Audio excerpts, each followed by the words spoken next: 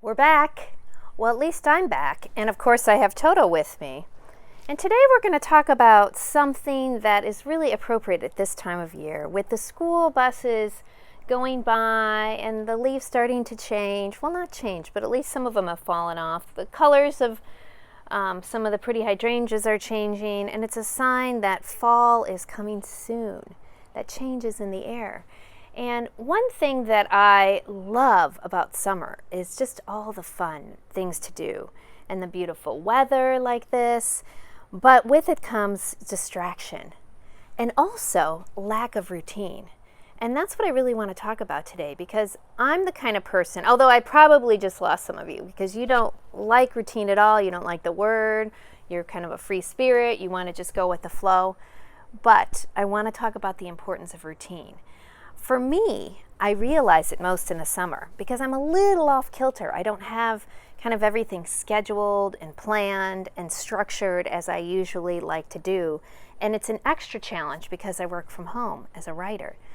But routine is really important. And instead of bringing the Queen along this week, I brought my friend Jerry Sittser, author of The Will of God as a Way of Life. And this is one of my favorite books. And he takes a whole chapter talking about attending to the little things and about the ordinary being extraordinary.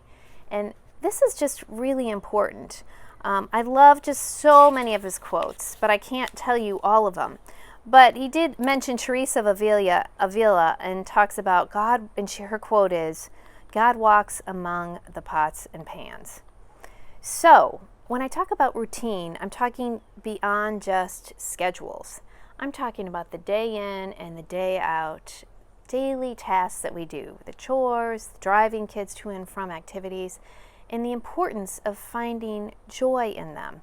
Because, as Sittser says, God must he must value routine because much of life consists of little more. Our lives are filled with the mundane, the forgettable, and the boring. We make beds, do dishes, shop for food, run errands, write letters, take notes, do porchcasts, answer emails, drive kids to practice, attend committee meetings, make telephone calls, and balance the checkbook. There's a lot of stuff that we do. In fact, I love this.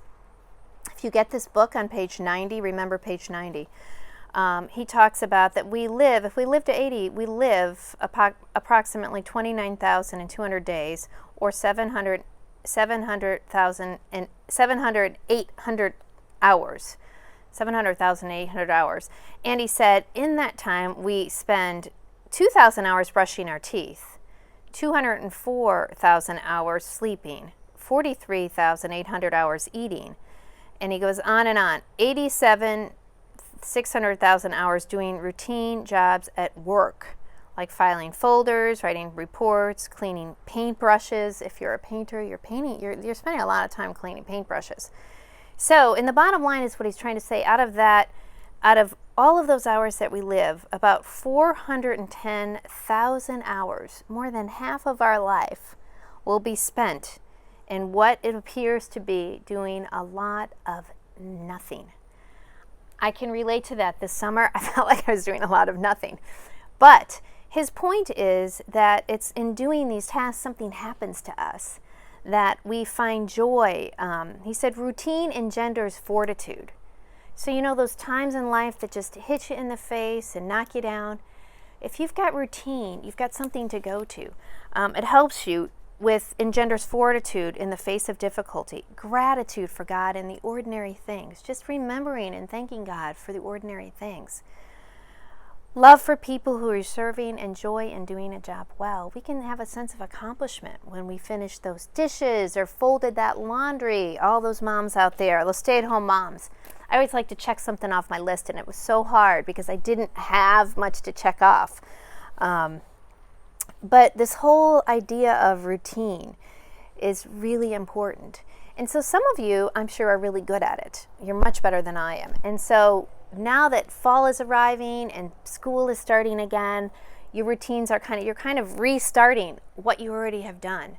But some of us are actually having to push the reset button, like me, because what we were doing before may not have worked as well as it could. And others have to press the reset button because things have changed.